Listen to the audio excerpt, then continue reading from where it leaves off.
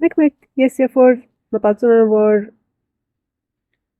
տեղեկություն հավաքեմ մի հատ խնդիրի վրա, օրինակ մի հատ հարց ունեմ եւ ուզում եմ իմանամ թե ինչպես լուծեմ այս հարցը, դիմում եմ AI-ը, դիմում եմ Google-ը եւ հարցս հարցնում եմ եւ այնքան շատ information-ը գալի իմ համար, որ իսկապես գժրվում եմ։ Չեմ իմանում այս information-ը ինչպես process անեմ եւ ինչպես օգտվեմ։ Մենք բոլորս էլ ներկա վիճակում, ներկա կյանքում բոմբարդ ենք ելած information-ով եւ այս information-ը իսկապես խանգարիչ է։ Շատ ժամանակ ես ինքս աշխատատեղում, երբ որ ուզում եմ որևէ առաջարկ տամ, որևէ խնդիրի մասին, 100 հատ տարբերակ չեմ ստեղծում։ Ստեղծում եմ միակ մեկ տարբերակ, որ շատ լավն է եւ մեկ տարբերակ, որ կարող է լավ լինի, բայց առաջինի տեղը չի դնում։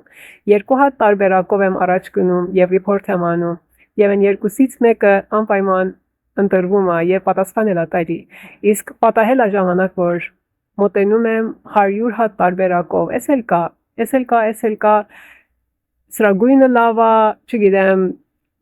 այս product-ի գույնը լավ է, այս product-ի ֆոնտը լավ է, էսի ավելի էժան է, էսի ավելի թանկ է, էս կուզեք թե այն կուզեք, այս պարագաներում ես երբեք արդյունքի չեմ հասնում։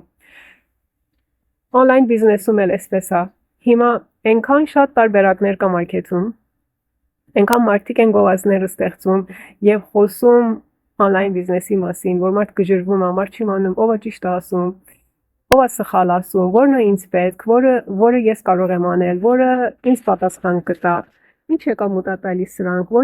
որտեղ պիտի ծախսեմ, որտեղ չպիտի ծախսեմ, որտեղ ռիսկը շատ է, որտեղ ռիսկը քիչ է եւ անընդհատ հարցեր է առաջանում եւ մենք շարունակում ենք նայել այս վիդեոները եւ երբեք որոշում չկատարել։ Ես կարծում եմ, որ հարյուրավոր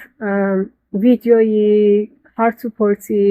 տեղեկությունի եւ ամեն ինչի փոխարեն երբ որ մարդ հանդիպում է մի հատ տեղեկությունի, որ իր սրտին նստում է եւ ուզում է հետևի եւ հետո սիրտը վկայում է, որ էսի քեզ համար է, մի հատ գնա փորձի, տես պատասխան կտա թե չէ, հենց այնքանը սկսելու համար իսկապես բավական է։